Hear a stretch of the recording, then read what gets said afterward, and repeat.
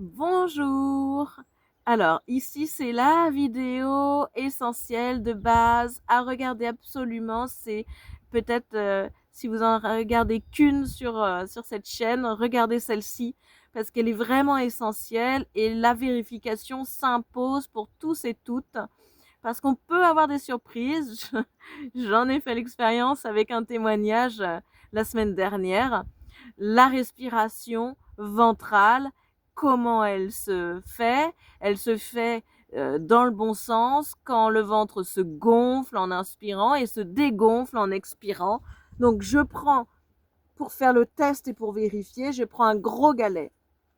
Ici, je profite du ciel bleu, de me détendre dans ce paysage magnifique. Si je suis à la maison que j'ai pas de galet, bon, c'est pas grave, hein. Prenez un gros dictionnaire, un objet lourd.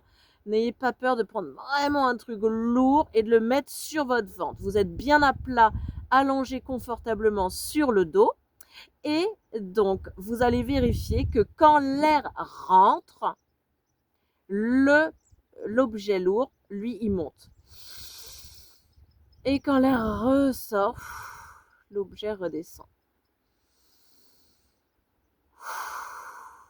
J'inspire, ça monte.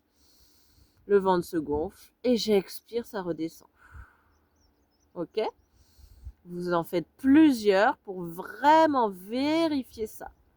Et si c'est possible, faites faire l'exercice de façon ludique à vos enfants parce que franchement, les collégiens, il y en a beaucoup qui m'ont témoigné quand on a fait l'expérience qu'ils respirent à l'envers.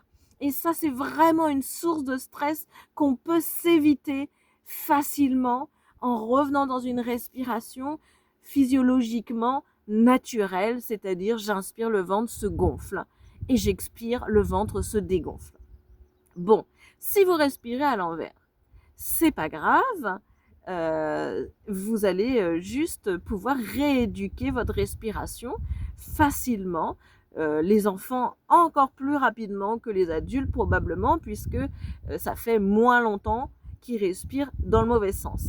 Donc, le truc pour rééduquer, ça va être en fait de s'entraîner des petits temps de 2-3 minutes plusieurs fois par jour où on va reprendre un objet lourd pour sentir le ventre qui se gonfle, qui se dégonfle au fur et à mesure des respirations. Donc en le faisant plusieurs fois par jour, régulièrement, tous les jours, en répétant l'exercice, on va rééduquer la respiration pour revenir dans le bon sens. Et ça va vraiment libérer beaucoup de tension et beaucoup de stress, simplifier vraiment les douleurs de maux de ventre et maintenir la sangle abdominale. Donc, vraiment pensez à le faire, même si vous êtes sûr que vous respirez dans le bon sens. On peut avoir des surprises.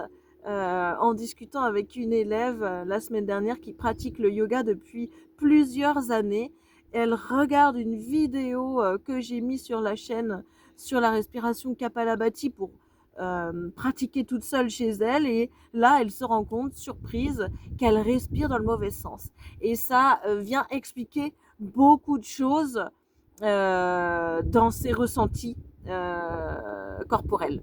Donc vraiment, prenez le temps de faire le test, de le faire faire à vos enfants, à votre conjoint, voilà, pour vraiment, c'est un outil essentiel, cette respiration ventrale, et la faire dans le bon sens, comme quand on est le nourrisson, instinctivement, il va inspirer en gonflant son ventre, expirer en dégonflant son ventre, et il faut qu'on retrouve cette respiration physiologiquement correcte et qui va vraiment nous apporter des transformations importantes au quotidien.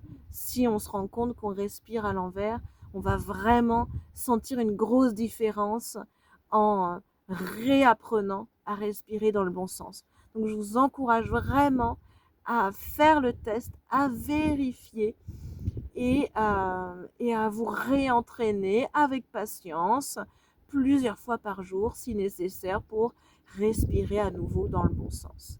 c'est vraiment une clé extraordinaire, hyper simple et qui peut changer beaucoup de choses au quotidien. Voilà, donc prenez bien soin de vous, respirez en grand, dans le bon sens, et on se retrouve prochainement pour d'autres vidéos. Et profitez bien du soleil. À bientôt.